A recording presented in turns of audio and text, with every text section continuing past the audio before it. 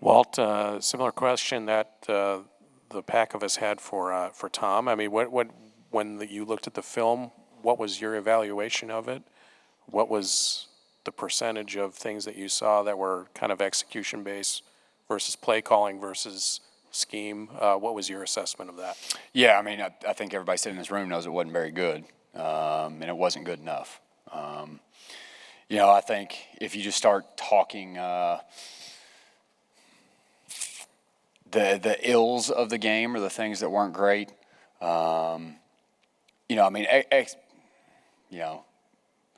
I think sometimes the word execution can be a word that gets used to kind of pass the buck to the guys that are actually on the field, and that's never the case. But just in terms of like the things that we know we have to, obviously the short yardage goal line, especially coming off Louisville, how much time that was invested in that, we have to be better there. I mean, I grew up with a high school head coach that probably like everybody else's high school head coach, if you can't get a yard, you don't deserve to win.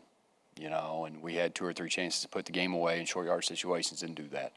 I'd say number 2, in terms of like things that we have to improve on or ills that game, pass protection. That was our first time, and it wasn't necessarily getting beat. Now, they were doing a lot of stuff. We knew that going in. They were going to be very exotic, it's probably the most complex defense that we've seen just in terms of pass protection. We had a couple misses in pass protection from a marking standpoint, which we haven't really had this year up until that point. And then number 3, I'd say third down. We were going into the game. We were 12 of 12 on third and short. We were 100% on third and short for the year. We were, like 50% going into the game on third down, playing good on third down. And the first down efficiency wasn't real bad either, which we had more longs than we liked, but not too many of them. And just we were really poor on third down, And so in terms of 3 things where you say, all right, we have to see market improvement if we're going to be who we say we're going to be, those would be the 3 areas. Coach, how would you describe the identity of the offense right now, and do you feel like you have an identity that can consistently move the ball and score points? Well, I mean, from an identity standpoint, we're a run-first football team. There's going to be an option element to it. Because of that, there's going to be play action.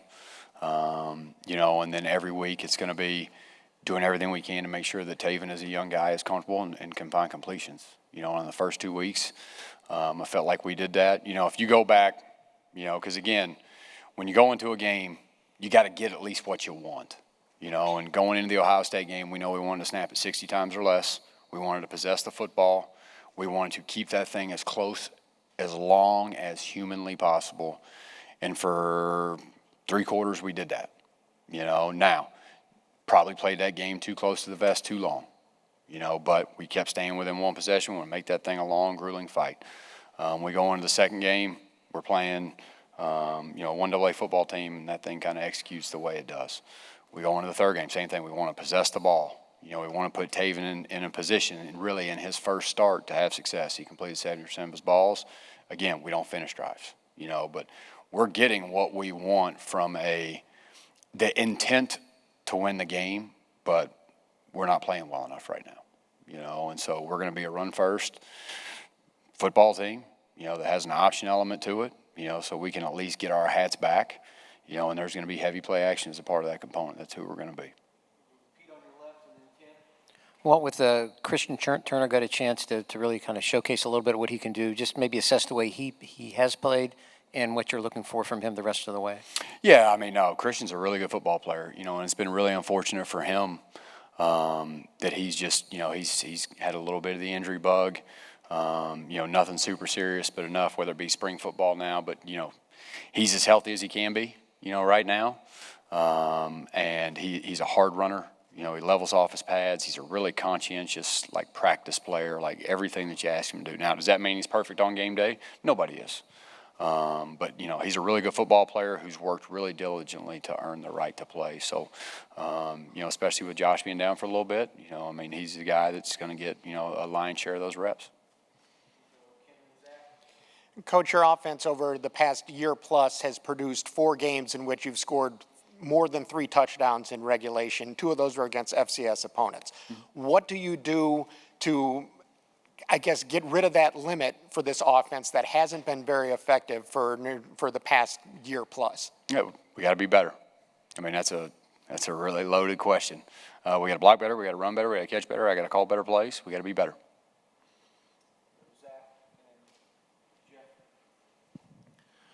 I know you talk about putting him in positions to succeed, but at the same time, especially maybe after the fact, because I recognize it's maybe more difficult in game, but after the fact, where do you challenge a young quarterback like Taven to learn from a game like this in terms of maybe some of what he did well? Obviously, maybe what just he couldn't quite get the offense into. Just where do you need him to sort of grow up, I guess, from a game like this?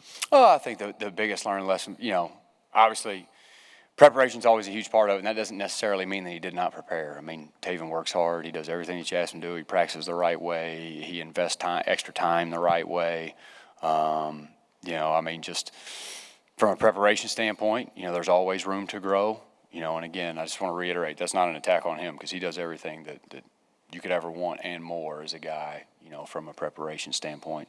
There are certain plays in the game where, settling for a check down, making an easy throw, not trying to do too much. I don't want to necessarily say, he's trying to be a hero because he's not. He's trying to play within the confines of the offense, but just, making routine plays as opposed to having to make some of the special ones. But he, the great thing for him, is every rep is a very, very, very valuable rep for him moving forward. And so he'll get better every week. Morning, Coach.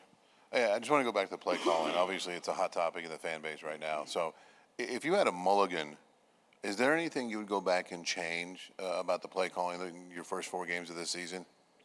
If you go to Ohio State, knowing that we got what we want out of the first half of the football game, probably would have been more aggressive going in the second half. But again, you had 2 true freshman quarterbacks, so as long as we could minimize, those guys early in that game, that was the thought going into it.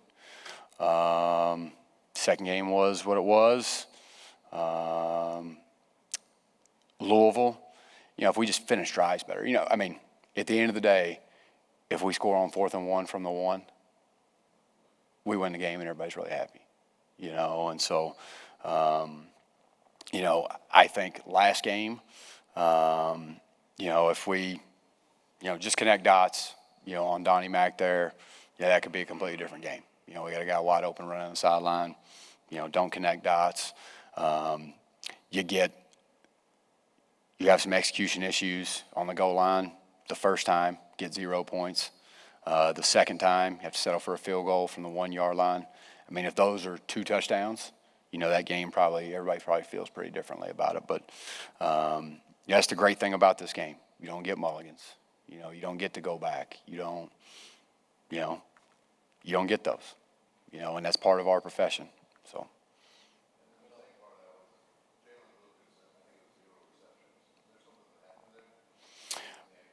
No, I think as you guys know, as the game goes, it was a lot of bracket, a lot of people moving when he moved, a lot of people chasing him around, and then also knowing that he had to play more running back without Josh for the first time, and so he was in the backfield a little bit more. But, as we get the other backs up to speed, he'll be all over the place coming up this next week.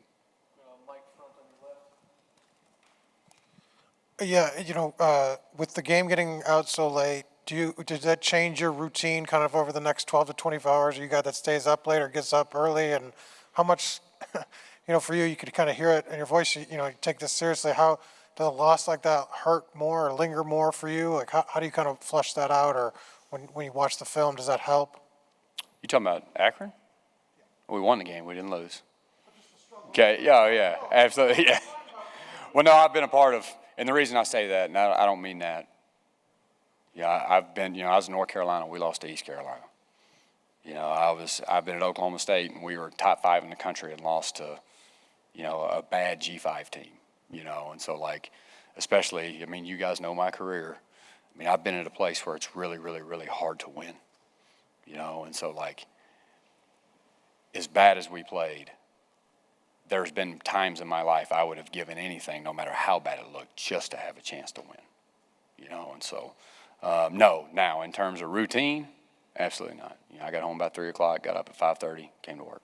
So you sleep less, and I got a 5-day-old, so you get 10, 12 hours of sleep over a 5 or 6 day period, you'll be all right. You'll survive. You sleep when you're dead, man.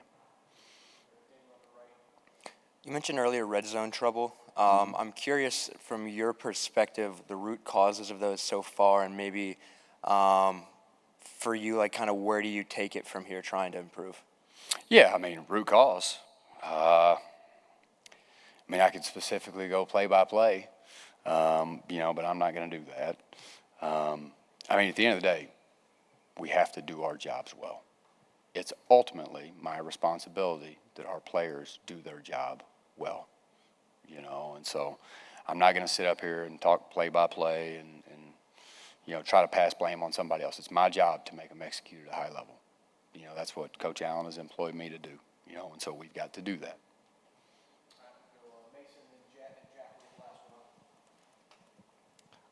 Kind of curious, going back to last year, I remember you guys talking about not wanting to put too much on Jalen Lucas as he was kind of coming along with his youth and everything and kind of getting him implemented into the offense. Same question this year with Taven Jackson, 4 weeks in now. How comfortable do you feel he is in the offense, and what kind of freedoms does he have, does he not have, that he still needs to work towards? Yeah, within the system, he has all the freedom that he needs, and that's typically most of the throw game. Especially, before last game, he was completing, 72? He's like the second in the Big Ten in completion percentage or whatever he was going into last game. And so the majority of the throw game, he's always going to have, complete control of, yes, no, or compliment sides, in terms of what he sees. That's just kind of how we're built. In terms of the run game, there are some, things that he can handle on his own. We try not to put all that on his plate, at this age, just so, the throw game is enough, pass protection is enough. Do you also need to add the element of, the entirety of the run game too? We're just, got to be patient there, but that'll come. But no, he's, in terms of system comfort, in terms of knowing what's called, seeing the pictures in his head, I think he's right where he needs to be at this age, and it'll only improve with time. Yeah, you mentioned wanting to be a run-first team. How is that impacted by Josh being out, and does that change anything about the way you want to run things, or maybe personnel or anything like that? Yeah, I think, with Trent and Josh and Jalen and Christian, you've got 4 really good backs. I think where, Josh gives you your biggest advantage. It's not only the run game, but also marking and pass protection. There's some things where he does a really phenomenal job. And a lot of those jobs aren't necessarily noticed, by the majority of the fan base or even, the people watching the game.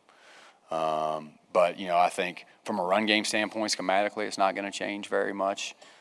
Because we've got other good players. It's not like there's this giant drop-off of, all of a sudden, there is no run game. We got to be an empty. We got to do – it's got to be quarterback run games.